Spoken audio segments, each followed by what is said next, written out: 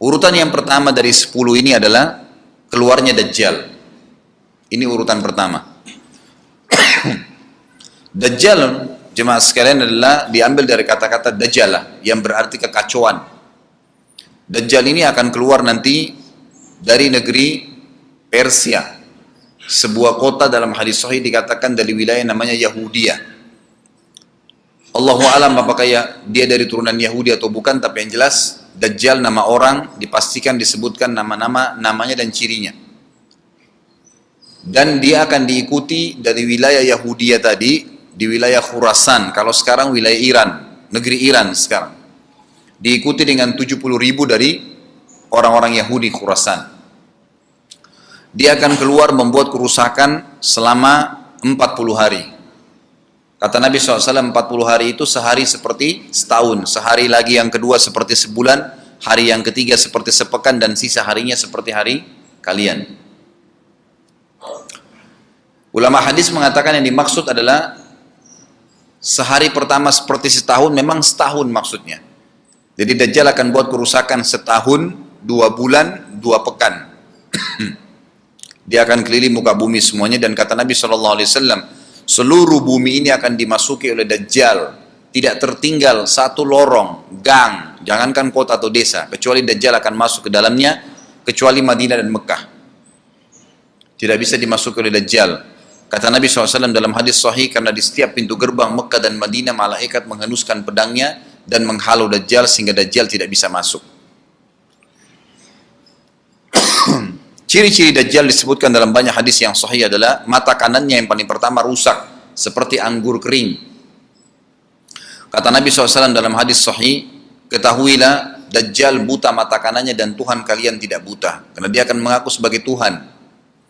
Mungkin Bapak Ibu tanya, bagaimana bisa orang mau mengikuti dia? Karena dia diberikan kelebihan sama Allah SWT.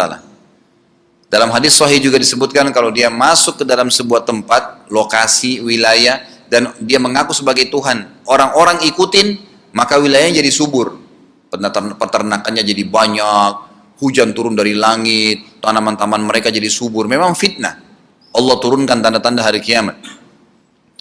Kalau wilayah itu tidak beriman kepada dia sebagai Tuhan, maka jadi kering, tandus, cobaan dari Allah Subhanahu Wa Taala. Makanya kata Nabi SAW disebutkan cirinya Dajjal mata kanannya rusak dan seperti anggur yang rusak. Ya. Kemudian dia orangnya memiliki kulit yang kehitam-hitaman serta memiliki dahi yang lebar. Setiap orang beriman bisa membaca di dahinya tertulis 3 huruf kafara. Semua orang yang ngerti tulisan Arab, tidak ngerti tulisan Arab akan bisa tahu dan baca itu. Di dahinya tertulis naudzubillah kafara, kufur. Semua orang muslim, orang beriman bisa baca itu. Rambutnya keriting dan orangnya tinggi besar. Dia akan mengaku sebagai Tuhan dan Dajjal akan diikuti kata Nabi SAW dengan pohon, dengan gunung, bergunung-gunung makanan. Allahu alam maksudnya bergunung-gunung ini seperti apa, tapi Dajjal kemungkinan besar memiliki banyak sekali persiapan yang dia akan berikan kepada wilayah-wilayah yang beriman kepadanya. Kata Nabi SAW, kalau kalian dengar Dajjal keluar di satu lokasi, maka menghindarlah. Walaupun kalian harus lari ke gunung. Tapi kalau seseorang di antara kalian bertemu dengannya, maka kokohkanlah. Artinya, kuatkanlah iman kalian, walaupun kalian harus dibunuh. Dajjal ini memiliki di tangan kanannya api. Kelihatan. Besar, Allahu alam di telapak tangan atau di sebelah kanan tubuhnya. Kemudian di sebelah kirinya itu memiliki air yang sejuk seperti sebuah lautan yang luas. Sebagian ulama hadis mengambil hadis ini dengan letter-letternya, artinya dia memang punya api yang sangat besar untuk menghukum orang-orang yang tidak beriman pada dia, dan dia memiliki sungai atau lautan yang luas, airnya sejuk dan dingin bagi orang yang ikut kepada dia. Kata Nabi SAW, kalau kalian ditangkap oleh Dajjal, hadis begini, kalau kalian dengarkan Dajjal, carilah tempat yang jauh dan jangan seseorang di antara kalian berkata, imanku kuat, aku akan menghadapinya. Karena bisa saja dia mengatakan itu, ternyata pada saat ketemu dia jadi pengikutnya. Tapi kalau kalian bertemu, kokohkanlah pendirian kalian dan yakinlah Dajjal, ya, di tangan kanannya ada api dan di tangan kirinya ada lautan. Kalau kalian tertangkap, maka pilihlah yang di tangan kanannya, yang api. Dan ucapkanlah bismillah. Pada saat kalian pun harus dilemparkan ke api itu, ketahuilah api tersebut adalah lautan yang dingin. Terbalik, air yang dingin di tangan kirinya sebenarnya itu adalah api neraka yang panas. Maka kita diajar oleh Nabi SAW. Dajjal terus aja banyak pengikutnya, akan diekspos seperti kita tahu sekarang. Luar biasa bagaimana media dalam sekejap saja sudah bisa tersebar di sana sini beritanya.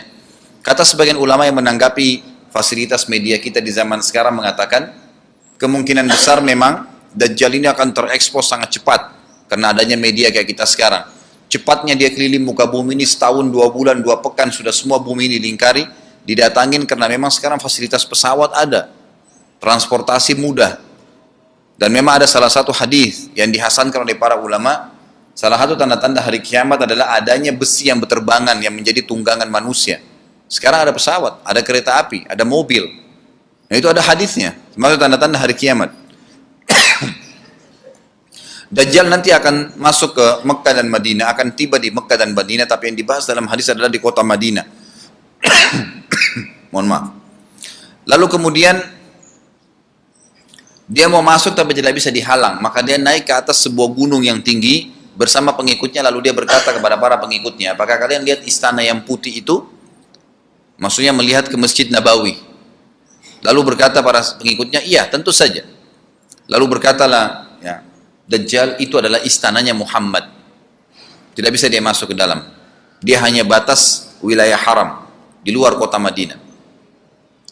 Maka kata Nabi SAW, Dajjal pun menepukkan telapak kakinya ke bumi di luar kota Madinah, maka terjadilah gempa di kota Madinah, dan keluar dengan gempaan tersebut semua orang yang munafik.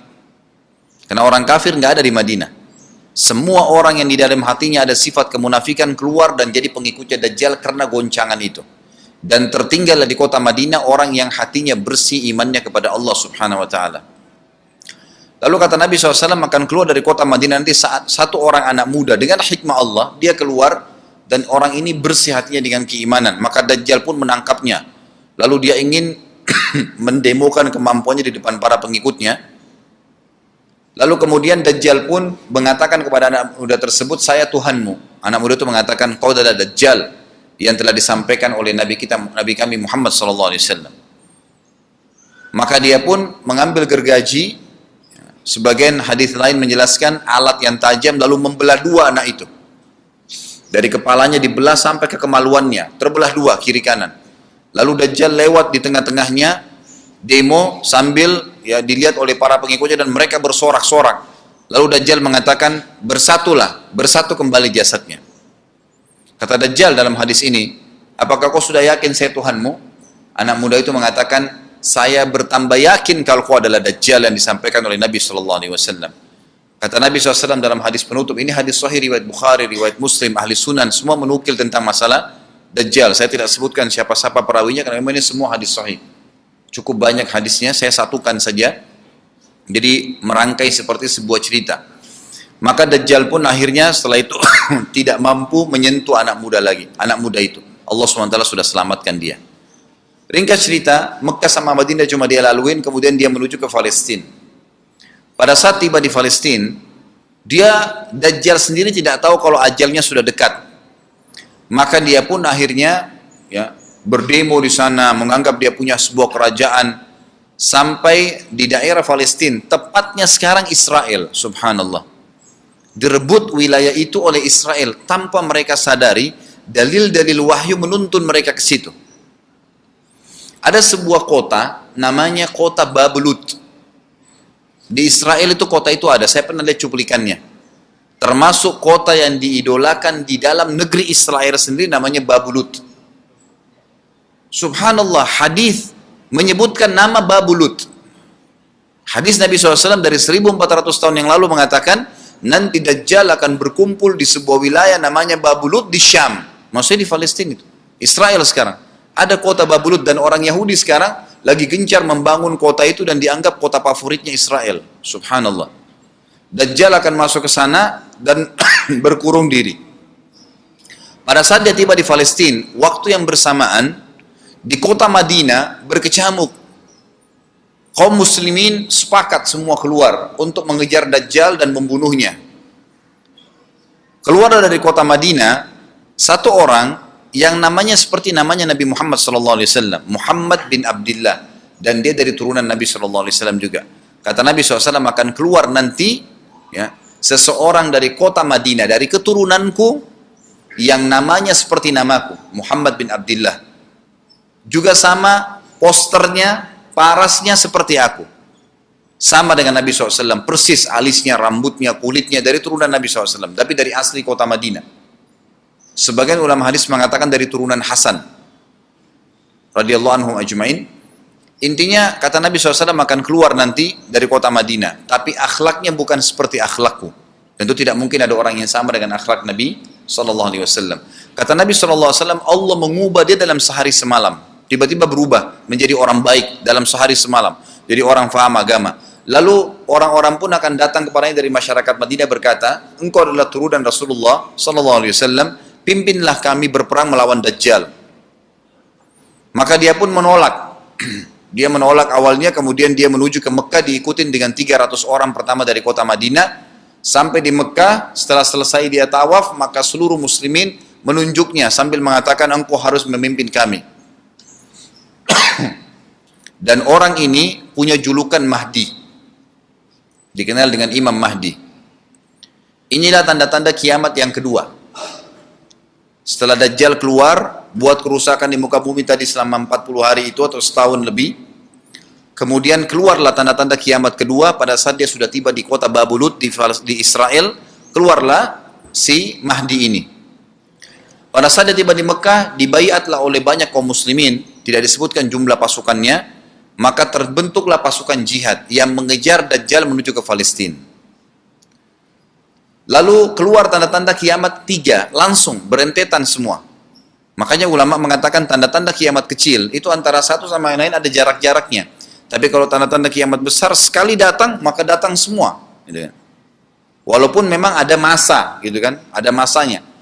Tanda-tanda kiamat besar yang ketiga adalah pada saat pasukan Imam Mahdi dengan pasukan jihad itu tiba di Darul Baydha namanya, menara kota putih yang ada menara putihnya, dan itu sekarang di negeri Syam, tepatnya di Damaskus, ibu kota Syria. Sebagian ulama mengatakan Masjid Jami' Syam, karena memang menaranya berwarna putih. Hadis menyebutkan di menara itulah, di masjid itulah Imam Mahdi mampir sholat asar bersama pasukannya, dan sudah dekat. Syam, negeri Syam, masuk di dalamnya wilayah itu adalah Israel, ya sekarang Palestina, kemudian Syria, dan ini masjid ada di Syria, di Damaskus. Pada saat itulah datang tanda-tanda kiamat besar yang ketiga, yaitu turunnya Nabi Isa alaihissalam.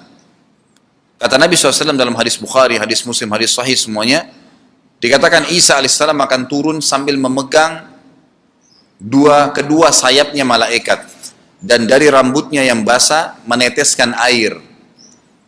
Pegang sayap malaikat turun, dan semua muslimin waktu itu menyaksikan. Ya masih hidup zaman itu menyaksikan, dan ini wahyu, penyampaian, pasti terjadi. Maka dia pun turun, lalu kemudian dia masuk, dan orang-orang pada saat itu mengenalnya kalau dia adalah Isa, dan mereka sudah tahu ini masanya, turunnya, keluarnya Dajjal. Ini Mahdi sudah ada. Mereka tahu akan turun Isa. Sudah ada informasi, seperti yang saya sampaikan ke Bapak Ibu sekarang, itu muslimin di zaman itu sudah tahu semua. Maka Isa pun alaihissalam waktu itu dipersilakan oleh Mahdi untuk jadi imam, maka dia pun mengatakan tidak, imam dari kalangan kalian. Dan kata Nabi SAW, ini kemuliaan bagi umat ini, karena Nabi sholat di belakang umat ini. Semestinya kalau ada Nabi, pasti Nabi yang jadi imam, tidak mungkin digantikan oleh manusia biasa. Tapi waktu itu Imam Mahdi menjadi imam dan Nabi Isa sholat di belakangnya. Perlu anda tahu juga hadis Nabi SAW yang sahih yang berbunyi, kalau Musa dan Isa hidup di zaman aku sudah diutus, niscaya keduanya akan jadi pengikutku. Jadi memang kena kebenaran agama ini dibawa oleh Nabi Shallallahu Alaihi Wasallam. Baik, sholatlah mereka, kemudian mereka menuju ke Palestina. 3 tanda-tanda kiamat sekaligus terjadi. Pada saat menuju ke Palestina, tiba di pintu gerbang Babulut. Dan di wilayah Babulut ini, kata Nabi Shallallahu Alaihi Wasallam, nanti Isa akan masuk dan membunuh Dajjal. Dan setelah membunuh Dajjal, maka seluruh pengikut Dajjal dari kaum Yahudi akan bersebaran sembunyi di bawah batu dan pohon, di atas batu dan di bawah pohon. Semuanya batu dan pohon itu akan berbicara kepada setiap pasukan mujahidin, berkata, wahai muslim, ini Yahudi di atas saya atau di bawah saya. Batu bilang ini Yahudi yang sembunyi, yang pohon mengatakan, wahai muslim, ini Yahudi, bunuhlah dia. Maka dibunuhlah orang-orang Yahudi tersebut yang menjadi pengikut Dajjal oleh kaum muslimin. Kecuali satu pohon, namanya pohon Garqat. Pohon Garqat ini pohon yang daunnya kadang-kadang agak kering dan ada duri-duri, ya, batangnya ada durinya. Subhanallah, pohon ini dikenal dengan pohon Yahudi karena satu-satunya pohon yang tidak akan bicara nanti adalah pohon ini. Dan apakah Bapak Ibu sudah tahu sekarang pemerintah Israel besar-besaran menanam pohon itu? Subhanallah. Kalau Anda lihat di berita tentang apa yang sekarang ditanam di negeri Israel orang Yahudi, maka yang paling banyak adalah pohon Garqat.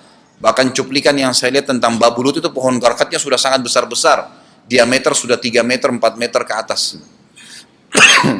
Mereka sangat tahu tentang hadis ini. Tapi memang orang Yahudi, sebagaimana Ibnu Abbas katakan radhiyallahu anhuma, beliau mengatakan sabda firman Allah SWT, tafsirnya surah Al-Fatihah, ghairil maghdubi alaihim, bukan orang-orang yang kau murkahi ya Allah, ihdinas siratal mustaqim, tunjukkanlah kami jalan yang lurus, siratal ladzina an'amta alaihim, jalan orang-orang yang telah kau berikan petunjuk, maksudnya orang-orang yang beriman. Ghairil maghdubi alaihim, bukan orang yang kau murkahi. Kata sahabat Nabi Ibnu Abbas radhiyallahu anhu adalah orang-orang Yahudi. Allah murka sama mereka karena mereka tahu kebenaran tapi mereka tidak mau ikutin. Itu cirinya orang Yahudi. Bahkan Allah mengatakan tentang mereka terhadap Nabi SAW, ya'rifuna kama ya'rifuna abna'ahum. Mereka mengenal Muhammad SAW sebagaimana mereka mengenal anak-anak mereka sendiri. Jadi orang Yahudi tahu. Waladhdallin, dan bukan orang-orang yang sesat. Ini adalah kata Ibnu Abbas, orang-orang Nasrani. Mau nyebarin agama tapi mereka keliru. Agamanya yang Nabi Isa itu tidak wajib disebarkan di seluruh dunia.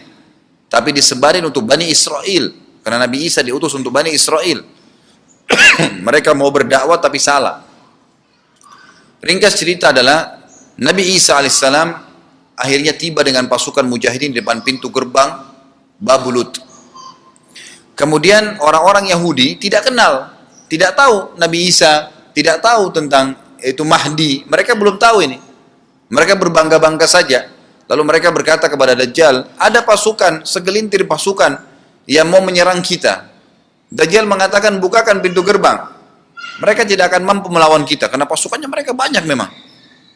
Maka Dajjal dengan sombongnya menunggu di depan pintu gerbang. Pada saat dibuka, Dajjal kaget melihat ada Isa alaihissalam.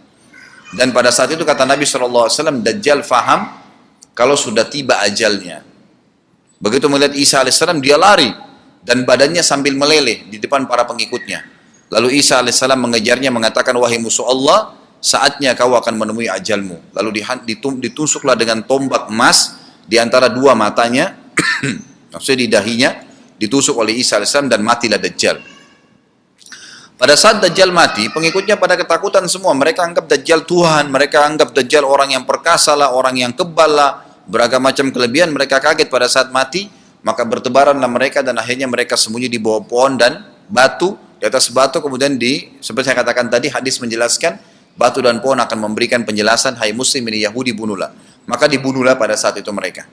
Lalu Nabi Isa AS memimpin di muka bumi, dan kata Nabi SAW, pada saat itu Islam, agama Islam yang dibawa oleh Nabi SAW akan masuk ke semua rumah di muka bumi, gak tersisa. Satu dunia ini semuanya Islam.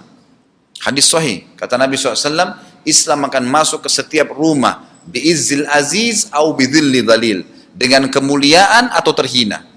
Yang tidak mau terima dibunuh. Enggak ada lagi penolakan terhadap Islam. Itu hadis sahih. Maka Nabi Isa alaihissalam memimpin pada saat itu, disebutkan dalam hadis 40 tahun dengan ketenangan menerapkan hukum Islam. Kata Nabi SAW, bagaimana awal umat ini bisa sesat sementara aku yang pimpin, dan bagaimana akhir umat ini bisa sesat sementara yang pimpin mereka Isa, dengan menjalankan hukum-hukumku. Jadi Nabi Isa AS nanti menerapkan Al-Quran. Seperti yang kita lakukan, sholat, segala ini sudah selesai, dikerjakan semua. Dan dalam hadis lain dikatakan Isa AS akan menghancurkan semua salib, membunuh semua babi. Enggak ada seekor babi pun hidup di muka bumi pada saat itu, semua salib dihancurkan, dan yang menjadi tidak ada agama lain. Semua, Nasrani, Yahudi, Hindu, agama apa saja habis semuanya. Semuanya beriman kepada Allah subhanahu wa ta'ala dan menjadi muslim.